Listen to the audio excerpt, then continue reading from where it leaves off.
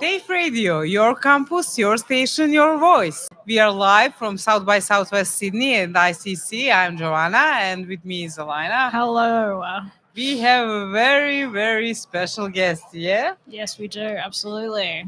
With us is Nook, right? Hello, how are you? Hi, I'm well. Thanks for having me. Thank you for being here. So, I know that your organization called by Adios. Can you explain us more about what are you doing there and what kind of organization which name is Adios? Adios is an end-of-life planning platform, and it is effectively an interactive checklist that helps people understand the documents that they need to have in place, captures the wishes that they want to share with the people that matter, and invites the people that matter into the platform so that they have access to those documents, those wishes, and as a whole, it will reduce burden and conflict with families following the death of a loved one. Nowadays, a lot of things it's online, like social media things, like so much accounts, like are over there. Do you manage and work with this as well? Like, Absolutely. So digital legacy is what we're talking about here. Thank you. And we live online these days. As you said, we have Facebook, we have LinkedIn, we have social media profiles, we have online bank accounts. We have all of these things that exist only in that online space. And it's really important that when someone dies, those things are easily accessible. So you need to have the password managers, you need to understand what legacy accounts are. So a lot of social media do have legacy options. But most importantly, what you're trying to do is have these things in place so that when you die, it is not an elongated administrative process managing transactional things following what's a really difficult period. You know, you're overwhelmed with administration and grief of the loss of a loved one.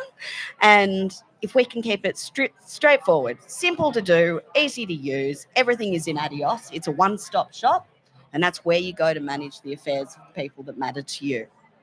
Oh, wow. And with this app, like, kind of, what would you say would help start a conversation surrounding using that? Because do you find there might be a stigma with like using like a digital space to navigate that conversation?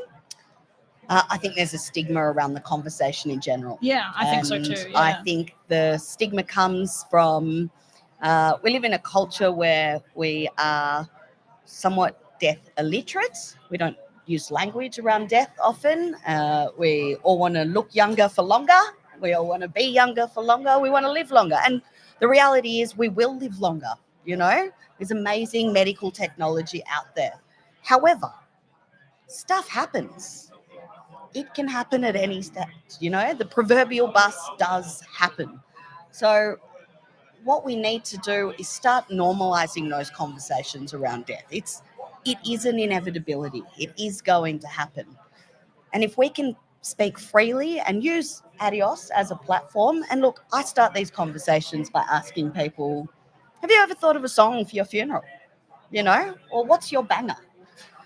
Things that you can do with ashes. Like, did you know your ashes can go up in fireworks, or they can be turned into tattoo ink? I heard that you can turn your ashes potentially into a vinyl record. Is that? Yes, you can press your ashes into a vinyl record.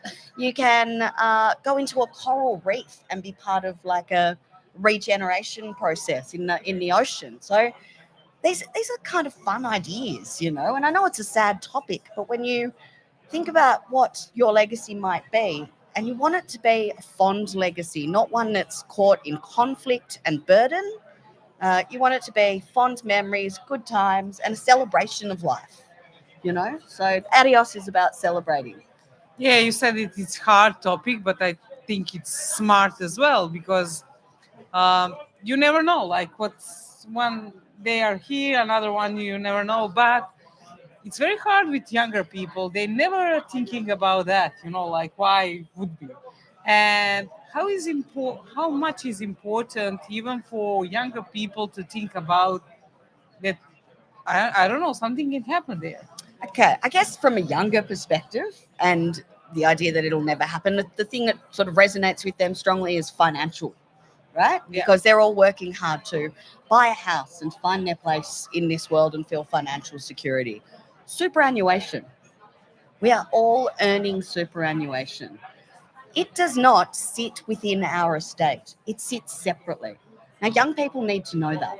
They need to know that if something happens to them, they need to have designated their superannuation using what is called a binding or non binding death benefit nomination. Without that, that superannuation is managed by the trustees of the superannuation company.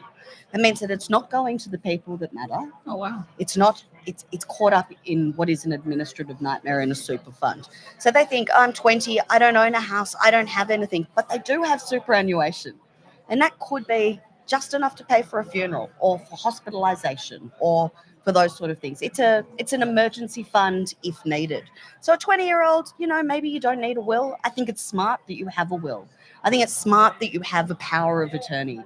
I think it's smart that you have an enduring guardian from age 18 onwards. But that's not, it's not something that's in the forefront of their mind, and it's not a conversation that they're used to having. Adios wants to change that. We want to get in front of the young people and say, you're not going to die, but just get the documents done.